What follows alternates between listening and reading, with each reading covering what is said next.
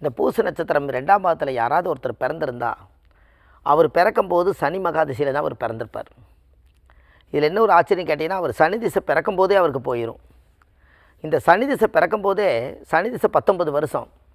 தாயுடைய கர்ப்பத்திலிருந்து தொப்புள் கொடி அறுக்கும்போது ஒரு 6 வருஷம் 7 மாதம் 10 நாள், 9 வருஷம் 6 மாதம் 10 நாள், இல்லை 19 வருஷம் முழுசாக கிடைக்கும். ஒரு சில பேர்த்துக்கு 9 வருஷம் கிடைக்கும்.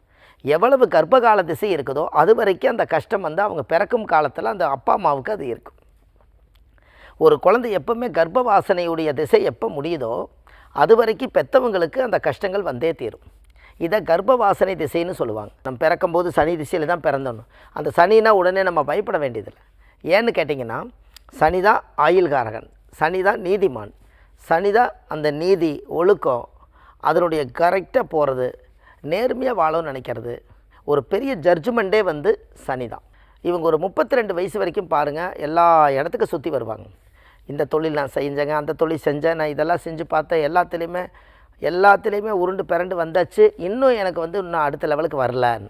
கடைசியாக 32 வருஷம் அந்த ஜாதகத்துக்கு கடந்துருச்சுன்னா அந்த ஜாதகத்துக்கு எல்லா யோக வேலை செய்ய ஆரம்பிச்சிடும். இந்த சனி 12 ராசியில் எந்த ராசியில் உச்சமாவார்னு கேட்டிங்கன்னா, துலா ராசியில் மட்டும்தான் உச்சமாவார். இந்த துலா ராசியில் உச்சமாக இருக்கிறனால அந்த ஜாதகத்துக்கு அந்த காலச்சக்கரத்துக்கு 7ஆம் வீடு தான், மேசத்துலேருந்து 7ஆவது வீட்டில் தான் அந்த சனி உச்சமாவார். அப்போ அவருடைய கடகராசிக்கு நட்சத்திராதிபதியே வந்து சனி வந்து அங்கே உச்சமாகிறதே இந்த யோகம்தான்.